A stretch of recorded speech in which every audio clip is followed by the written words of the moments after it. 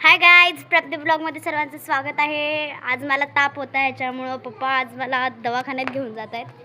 हे बघू शकता, ते माझे पप्पा आहेत. ती आता दवाखान्यात चाललेली आहे आणि आता तिची मम्मी रिक्षा काढते आणि तिची मम्मी आता स्वतः रिक्षा चालवते. बघा तुम्ही काय करते मम्मी, सांग दाखव. मम्मी माझी इथे आहे. मम्मी रिक्षा चालवणार आहे आज. चालवणार का? रिवर्स घेऊन बघते. असं पाठीमागे व्हावं लागेल. हे बघा, हा ना, मम्मीशी आता चालूच होत नाहीये. आता गाडी चालू झालेली आहे.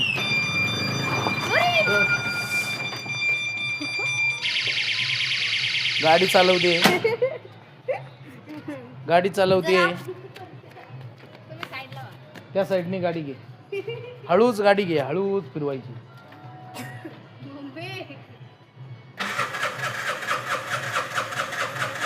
ऍक्सिलेटर देऊ नको.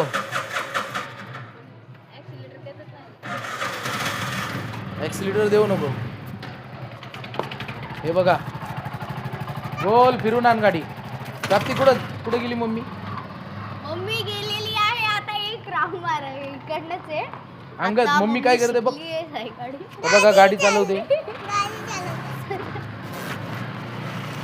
हे बघा गाडी मला सोडून चाललेली आहे. आम्हाला सोडून चाललेली आहे आणि ती गाडी चालवते.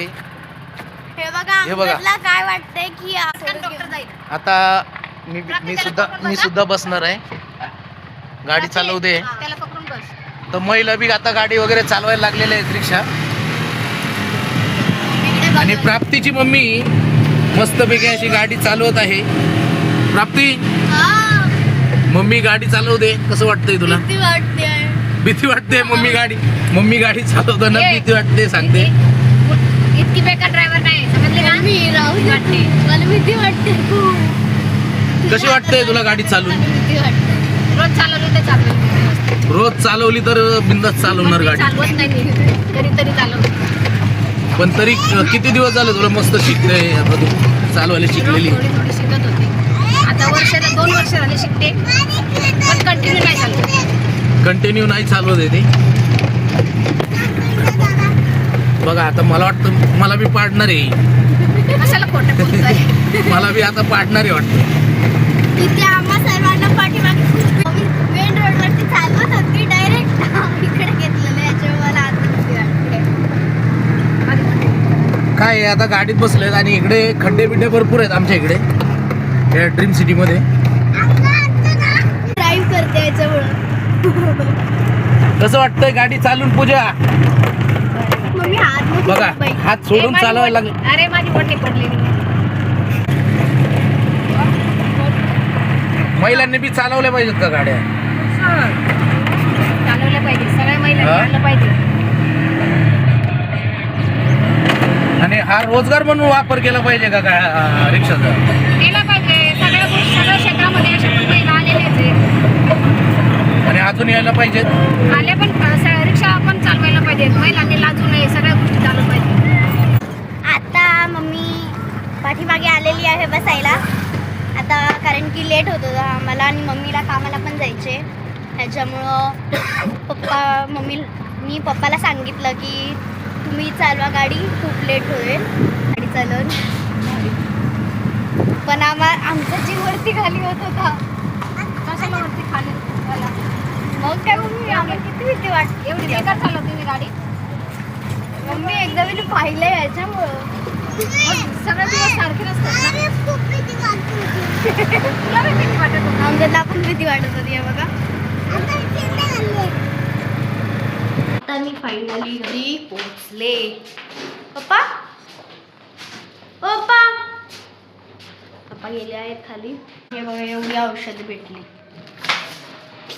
तुम्हाला दाखव नाही तेच बोलते. ऐकते ही गाणं ऐकत नाही तर ऐकशे.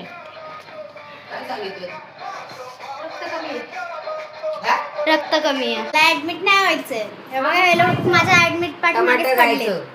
जेवणाबरोबर गावरान टमाटर मी खात नाही, तरी पण हे लोक बोलतात टमाटर खायचं. हे लोक बोलतायत की मला ऍडमिट करायच्या पाठीमागे लागलेत पप्पा. जर तू सफरचंद खाणार नाही, ॲपल खाणार नाही, तू चांगले चांगले फळ्स खाणार नाही, मग तुला मग सांग बरं, तुझ्या अंगात जर रक्त कमी पडलं तर मग तुला ॲडमिट करावं लागणार का नाही? तसं डॉक्टर सुद्धा बोलला की जर तू फळं नाही खाल्ली, चांगले चांगले जीवनसत्व नाही घेतले, चांगलं विटॅमिन्स नाही घेतले फळांमधून, तर तुला ॲडमिट करावंच लागणार आहे. मग तेवढ्या गोष्टी तुला छोट्या छोट्या गोष्टी समजत नाही का? आणि सलाईन लावायच्या पाठीमागे पडले ते लोक, ऍडमिट आणि सलाईन दोघं, ही पण आई पण माझी.